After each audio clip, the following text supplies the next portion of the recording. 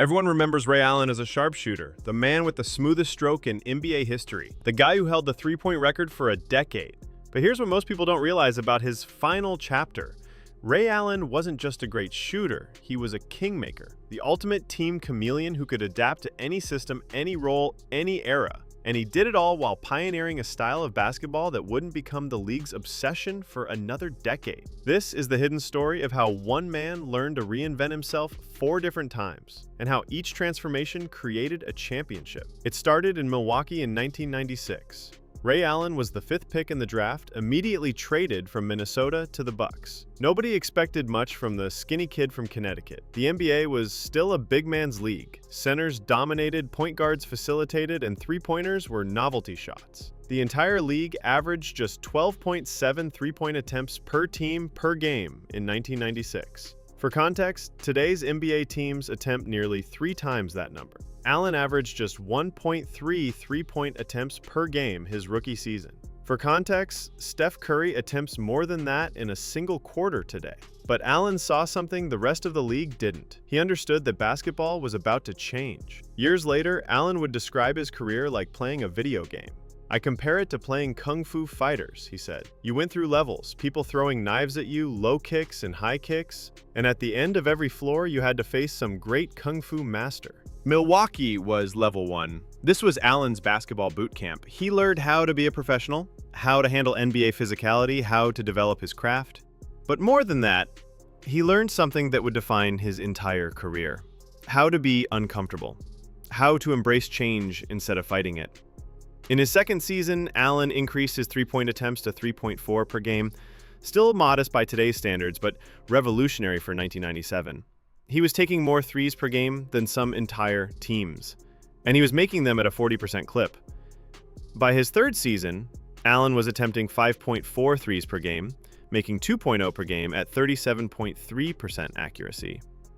The Milwaukee coaching staff didn't know what they had. A player who could revolutionize spacing and offense, but Allen knew exactly what he was building. A completely new model of basketball excellence. By 2001, he'd become the centerpiece of Milwaukee's Big Three alongside Glenn Robinson and Sam Cassell. That season, Allen averaged 22 points per game and made 201 three-pointers. Only 2 players in NBA history had made more than 200 threes in a season to that point. The 2001 playoffs. Milwaukee reached the Eastern Conference Finals. Allen averaged 23.1 points per game in the postseason, but Allen was already outgrowing his surroundings. He was attempting over 7 three-pointers per game by 2002. While the rest of the league was still figuring out if the three-point shot was legitimate, Allen won the 2001 three-point contest during All-Star Weekend. But that was just the beginning of his shooting showcase. And he was developing a shooting routine that would become legendary. 3 hours before every game, Allen would be on the court, sometimes shooting before the arena lights were even turned on. Teammates thought it was obsessive. Allen knew it was necessary, because he was preparing for shots that didn't exist yet. Contested threes off screens, pull-up threes in transition, corner threes off scramble plays. Allen was creating the modern three-point shot vocabulary. Milwaukee's response? Trade him. February 2003, Ray Allen to Seattle for Gary Payton. One of the worst trades in Bucks history.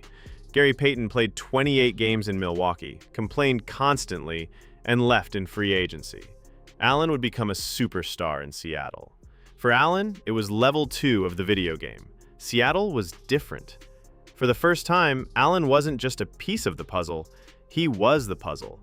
The Supersonics built their entire system around Allen's shooting. This was where he truly became Ray Allen, the legend. But it wasn't just about the volume, it was about the variety.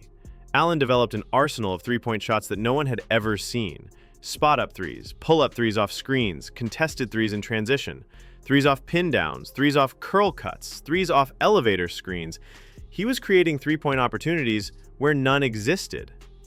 2005-06 season, Allen attempted 825 three-pointers, made 269 of them. Both were NBA records that would stand for years. But here's what's fascinating about that season. The league average for three-point attempts per game was still under 16. Today's NBA teams attempt over 35. Allen personally attempted more than 10 three-pointers per game that season. While playing 78 games and averaging 25.1 points per game, he was single-handedly demonstrating what basketball could become. Allen wasn't just ahead of his time, he was playing a completely different sport. January 12, 2007, Allen scored 54 points against the Utah Jazz, second highest single-game total in Supersonics history. But the breakdown of that 54-point game tells the real story. Allen made 15 field goals. 8 of them were three-pointers. He was getting nearly 60% of his points from beyond the arc. In 2007, that was unheard of. He was averaging career highs across the board that season. 26.4 points, 4.5 rebounds, 4.1 assists per game. This was Allen at his absolute peak. But success in Seattle came with a problem nobody anticipated. They weren't winning championships. Allen had proven he could be the centerpiece of an offense, but individual excellence wasn't translating to team success. The Supersonics had drafted Kevin Durant in 2007. Suddenly, Allen wasn't the future anymore. He was a veteran who needed to make room for the next generation. June 2007, the trade that changed everything. Ray Allen to Boston, not as the star, but as the third piece of a big three. Kevin Garnett, Paul Pierce, Ray Allen. This was level 3 of Allen's career, and it required a complete identity shift. In Seattle, Allen averaged 24.6 points per game as the primary option. In Boston, he'd average 17.4 as a role player. How many superstars would accept that reduction?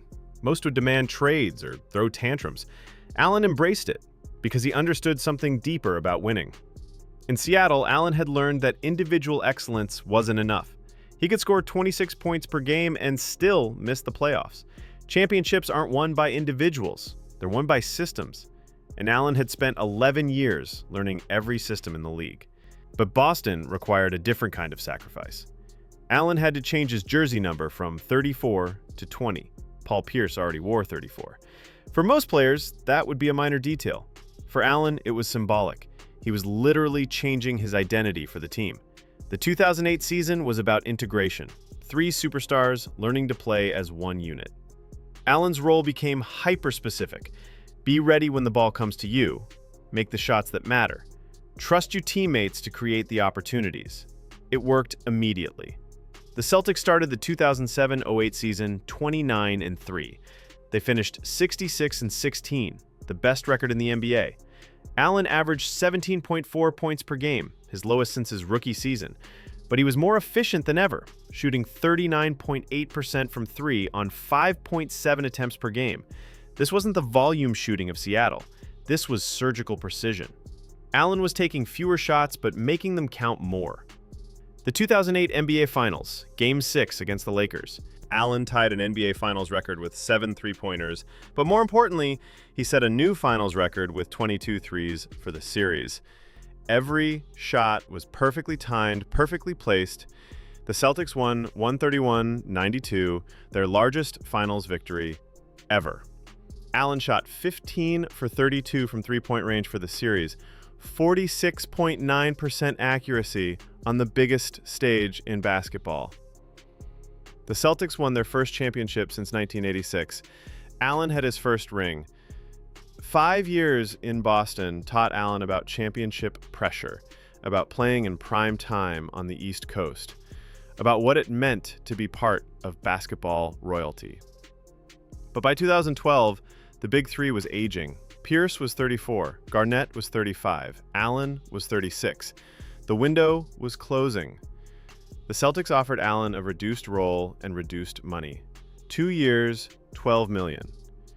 Allen wanted 3 years, $24 million. Boston said no. But there was more to the conflict than money. The Celtics wanted to build around Rajon Rondo. Allen's role would be further reduced. Fewer minutes, fewer shots, less influence. For most players, this would be the end of the story. Retire with dignity or accept a reduced role.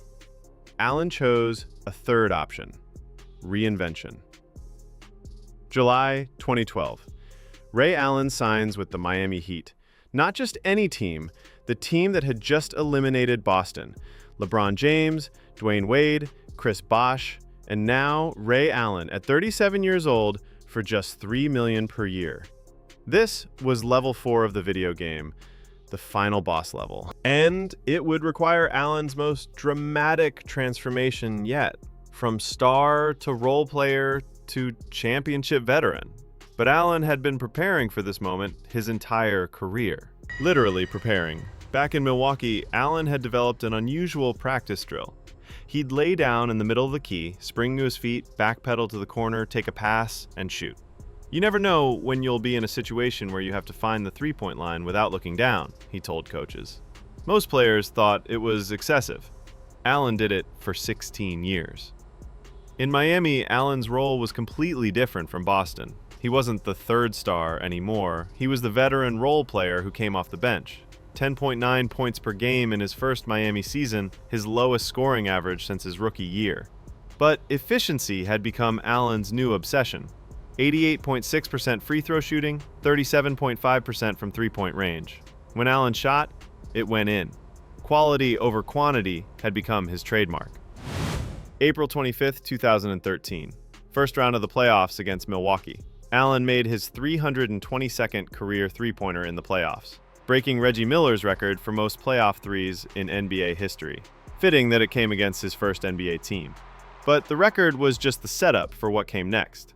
June 18, 2013. Game 6 of the NBA Finals.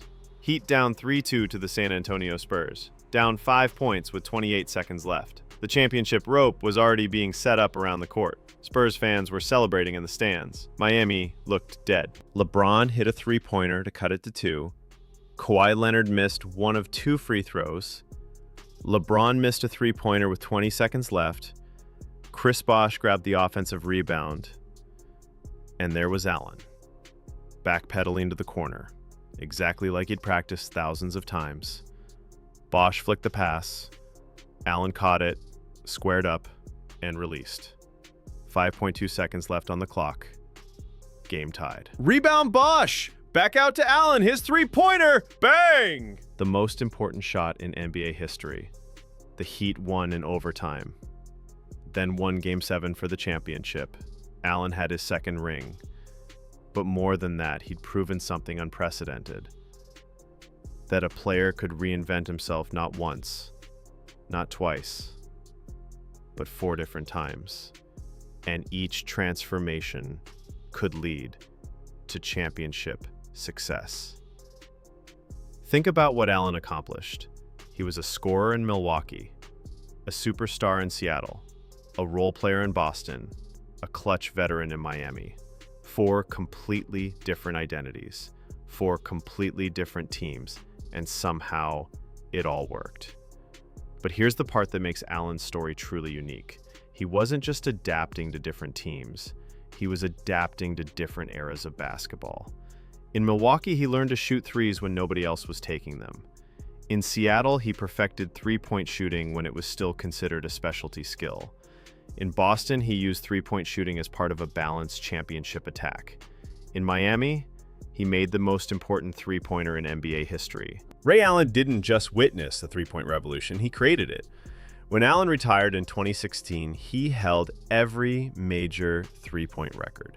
2,973 career three-pointers made. A record that stood for 5 years until Steph Curry broke it. But here's what's remarkable about that record. Curry needed just 789 games to break Allen's mark. Allen did it in 1,300 games. The difference? Allen played in an era where three-pointers weren't the priority. He was pioneering a style that the league wouldn't fully embrace for another decade. Today, the NBA attempts over 35 three-pointers per game. In Allen's prime, the league average was under 16. Allen was playing 2020's basketball in the 2000s, and somehow he made it work on 4 different teams with 4 different systems. That's the hidden legacy of Ray Allen. Not just that he was a great shooter, but that he was the ultimate basketball shapeshifter, a player who could read what his team needed and become that player. Whether that was a 26-point scorer or a 10-point role player, whether that was the centerpiece of an offense or the third option on a championship team, Allen understood something that most superstars struggle with, that greatness isn't just about individual achievement. It's about finding the perfect role for every situation and playing that role to perfection. The Milwaukee years taught him fundamentals and work ethic. Seattle taught him leadership and individual excellence. Boston taught him sacrifice and championship pressure. Miami taught him clutch performance and legacy-defining moments. 4 schools, 4 degrees, 2 championships. But there's one more layer to Allen's story that makes it legendary. Every team he joined as a veteran won a championship. 2008 Celtics, 2013 Heat. Allen wasn't just adapting to different teams, he was teaching them how to win. Because he'd learned something in Milwaukee and Seattle that most players never discover. That championships require sacrifice. That individual success means nothing without team success. That the best players are the ones who make everyone else better. Ray Allen spent 18 years proving that theory. And when he was done, he'd changed basketball forever. Not just because of his shooting records, but because he showed that adaptation is the highest form of basketball intelligence. That true greatness isn't about dominating one system, it's about mastering every system you encounter. Today, every NBA team is looking for three-point shooters, players who can space the floor and create offense. But they're not just looking for shooters, they're looking for players who can adapt. Players who can reinvent themselves when the situation demands it. Players who understand that basketball evolution never stops. Ray Allen was that player before anyone knew that player existed. He was the prototype for the modern NBA player. Versatile, adaptable, clutch, and most importantly, willing to sacrifice individual glory for team success. That's the real legacy of Ray Allen, not just the records or the championships, but the blueprint he created for basketball greatness. A blueprint that said you don't have to be the same player your entire career. You just have to be the right player for every moment. And when Ray Allen backpedaled into that corner in Game 6, when he caught that pass from Chris Bosh, when he released that shot with 5.2 seconds left, he wasn't just making the biggest shot in NBA history. He was completing the most remarkable transformation story in basketball. From student to teacher, from role player to kingmaker, from individual star to championship catalyst. Ray Allen didn't just adapt to different teams, he showed them how to become champions. And in doing so, he became something more valuable than a superstar. He became indispensable. The ultimate team player who could fit anywhere, contribute anything, and deliver when it mattered most. That's the hidden legacy of Ray Allen, the kingmaker who taught an entire league how to evolve.